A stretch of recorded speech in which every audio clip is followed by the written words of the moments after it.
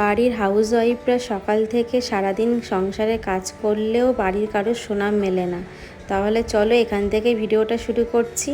Hello everyone, welcome back to my channel Shiuli lifestyle ব্লগে তোমাদের অনেক অনেক স্বাগত জানাই।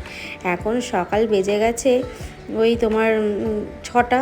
আমি আজকে একটু লেট করেই উঠেছি, তার কারণ হচ্ছে অনেক রাতে কালকে এডিট করে শুয়েছি তো ঘুমটা ভাঙছিলই না। আমি তো সারাদিন সময় পাই না, রাত্রিবেলায় ভিডিও এডিট করি, সারাদিন সংসারের কাজ তারপরে মেয়ের পড়াশোনা নিয়েই ব্যস্ত থাকি, এই জন্য আর এডিট করা হয় না। আর মেয়ে এত দুষ্টুমি করে, মেয়ের সামনে তো একদমই আমি মোবাইল নিয়ে বসতেই পারি না। তো যাই হোক, সংসারে দেখো সমস্ত কাজ বাসি কাজ সেরে আমি ঘরটা ঝাড় দিয়ে তারপর বেডশিটটা গুছিয়ে নিয়ে এখানে সমস্ত বাসনগুলো আমি এখন জায়গায় পরিপাটি করে রেখে দেবো, কারণ রাতে যেহেতু বাসন এগুলো সব মেজে জল ঝরাতে দিয়েছিলাম। আর সকালবেলা কিন্তু উঠেছি ওই কিছুক্ষণ আগে, উঠে জাস্ট ঘরটা ঝাড় দিয়েছি, বাসি যেই ঘর সেটা তো ঝাড় না দিলে তো হবে না, এই জন্য আমাকে ঝাড় দিতে হচ্ছে। তারপরে দেখো এদিকে আমি চালটা বার করে নিচ্ছি, তো এখন ভাতটাও বসিয়ে দেব। তারপরে তো আস্তে আস্তে সংসারের কাজ তো আছেই, তোমরা দেখো, আশা করি তোমাদের ভালো লাগবে।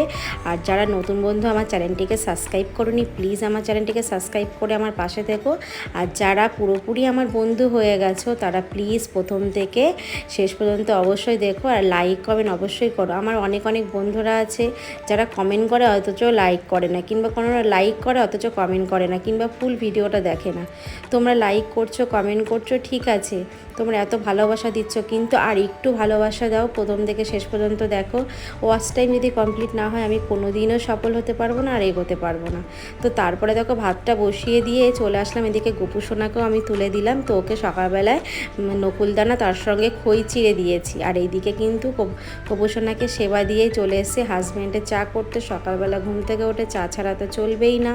আর তারপরে এইদিকে কিন্তু আমি সবজি করব, তাই এদিকে দেখো আমি কাটছি। তোমাদের সঙ্গে এই ভিডিওটা হয়তো শেয়ার করি না যে আমি কিভাবে সবজিটা কাটি, তো আজকেই তোমরা দেখো আমি এইভাবে সবজিটা কাটি। তো দেরি হয়ে যায় বলে অন্যদিন তোমাদের সঙ্গে শেয়ার করা হয় না।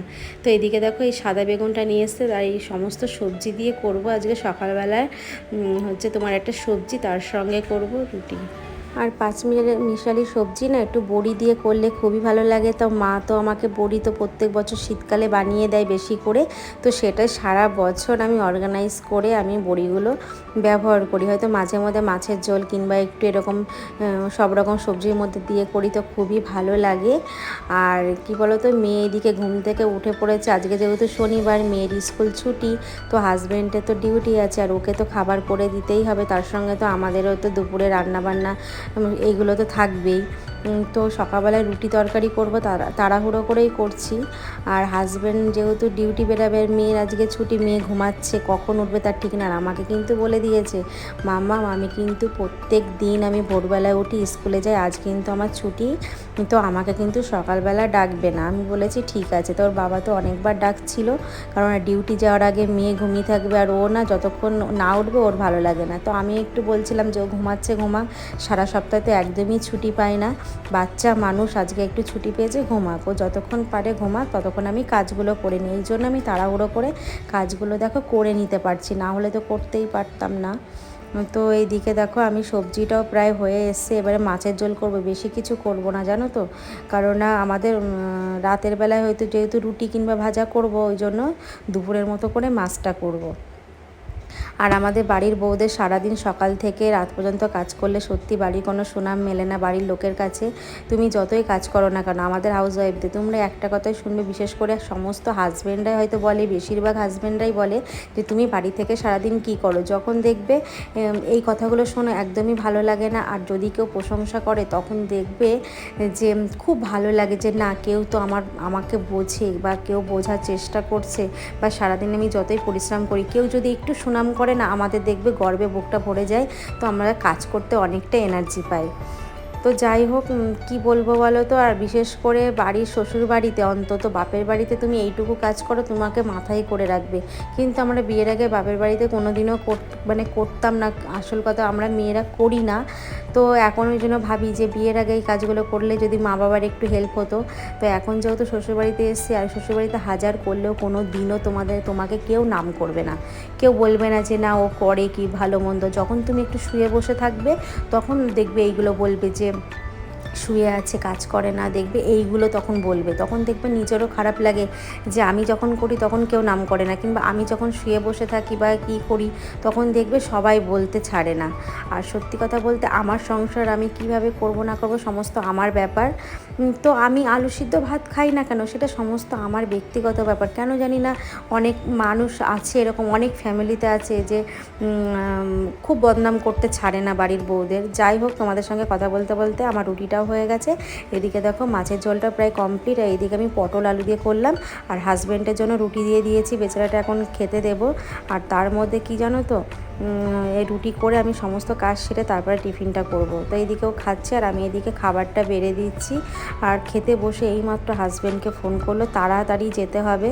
তো বেচারাটা খেতে বসেও মানে খেতে পারছে না, তো তোমাদের দেখাতে পারলাম না, নাহলে দেখাতাম। ও দাঁড়িয়ে পড়ে কীভাবে খাচ্ছে, মনে হচ্ছে যেন ওর মানে খুব অসহায় এমন মনে হচ্ছে। দেখো খেতে খেতে এটাও খেতে পারলো না, হাফ রুটিটা রেখে দিল। তো আমাদের জন্য কতটাই কষ্ট করে দেখো কাজকর্ম করে, সকাল থেকে দৌড়ঝাঁপ করে সেই রাতে বেচারাটা বাড়িতে আসে। তা যাই হোক, তারপরে চলে গেল এদিকে। আর আমি এদিকে দেখো সমস্ত বাসন তো সকাল থেকে মাজার টাইম পাইনি, এতক্ষণ ধরে টিফিনে রান্নার সমস্ত বাসন বেসিংয়ে একদম পুরো জমাট বেঁধে আছে। তো এই বাসনগুলোই আমাকে এখন মাজতে হবে। তো মেজে দেখো আমি এখন ধুয়ে নিচ্ছি। ধুয়ে এগুলো আবার জল ঝরাতে দিলে কী হবে বলো তো, পরেক্ষণ আমি আবার সুন্দর করে গুছিয়ে নিতে পারবো। তো মেয়েকেও এখন এখানে গিয়ে ডাকবো, ওকেও ডেকে ওকে খাইয়ে দেবো। ওকে ও ব্রাশ করিয়ে ফ্রেশ করে তারপরে খাইয়ে দেবো, দিয়ে একটু পড়াতে বসাবো। আর কি বলো তো, ছুটির দিনেও না মেয়ের টাইম নেই। বিকালবেলা একবার ড্রয়িং গানের ক্লাস থাকে শনিবার, আর রোববারে থাকে বিকালে ড্রয়িং। তো সারা সপ্তাহে মেয়েটা একদম সময় পায় না। কি করবো, এখনকারে পড়াশোনার এতটাই চাপ। আমাদের সময় চাপ ছিল, কিন্তু আমাদের সময় এতটা চাপ ছিল না। আমাদের সময় বাবা মারা এত কিছু করাতে পারতো না, শুধু পড়াশোনা ছাড়া, টিউশন ছাড়া। তো দিন দিন মানে সমস্ত জিনিস বদলাচ্ছে, মানুষ পরিবর্তন হচ্ছে। তো সময়ের সঙ্গে সঙ্গে মানুষের চাপও বাড়ছে। আমাদের দিনে আমরা খেলার জায়গা পেতাম, সঙ্গী পেতাম। এখনের দিনে বাচ্চাদের খেলার মানুষ নেই, সঙ্গী নেই, বেরোতে পারে না ঘর থেকে, একটা আবদ্ধ ঘরের মধ্যে। তো যাই হোক, এইভাবে করেই তো কাটাতে হয়। এদিকে আমার বাসনগুলো মাজা হয়ে গেছে, আর আমি এইদিকে কিন্তু ওভেনটা রোজটা রোজ এইভাবেই আমি ক্লিন করে নিই। কি আমাকে এরকম পরিষ্কার করে আমার না রাখলে না আমার একদমই ভালো লাগে না। আর এই যে তোমাদের বললাম, আমি যখন রান্নাঘরে এরকম ক্লিন করি না, আমার তখন রান্নাঘরে ঢুকলে আমার একটা আলাদা শান্তি লাগে। চারিদিকে যখন দেখি যে সুন্দর চকচক করছে, আমার নিজের একটা অন্যরকম শান্তি লাগে যে না, আমি সংসারের জন্য কিছু করি বা সংসারটাকে আমি ভালোভাবে গোছাতে পারছি বা সাজাতে পারছি, তখন নিজের একটা আলাদা রকম শান্তি লাগে। তো যাই হোক, এখন খেয়ে নেব। আর দেখো খেয়ে নিয়ে তারপরে চলে আসলাম নিচে, উপরের ঘরগুলো মুছে নিচ্ছি, আর আমি নিচের ঘরটাও মুছে এসেছি। আর মেয়ে এদিকে কিন্তু খাওয়া হয়ে গেছে, আমি ওকে খাইয়েও দিয়েছি, আর দুষ্টুমি করছে। তো বলছে মাম্মা আমি একটু নিচের ঘরে গেলাম। তো ও নিচের ঘরে গেছে, আর আমি উপরের ঘরগুলো মুছে নিচ্ছি। কারণ বলো তো, ওকে যদি না পাঠিয়ে দিই না, ও এই ভেজা ঘর মোছার মধ্যে দিয়ে হেঁটে বেড়াবে। আর ও তো সকালবেলায় স্কুলে যায়, ওই জন্য সেই পাকে আমার ঘর মোছা হয়ে যায়, দুষ্টুমি করে না। আর যেদিন ছুটি থাকে যে এত দুষ্টুমি করে। এদিকে ঘর মোছা হয়ে গেছে, আর মেয়েকে দেখো স্নান করিয়ে দিয়েছে। আর মেয়ে যেন আজকে অনেক বেলা করে ঘুম থেকে উঠে এসছে, প্রায় 9:30টার সময় ঘুম থেকে উঠেছে।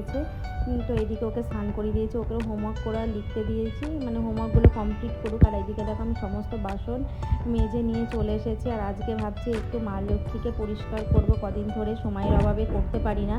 আর বিশেষ করে মেয়ে ছুটির দিন ছাড়া একদমই হয় না।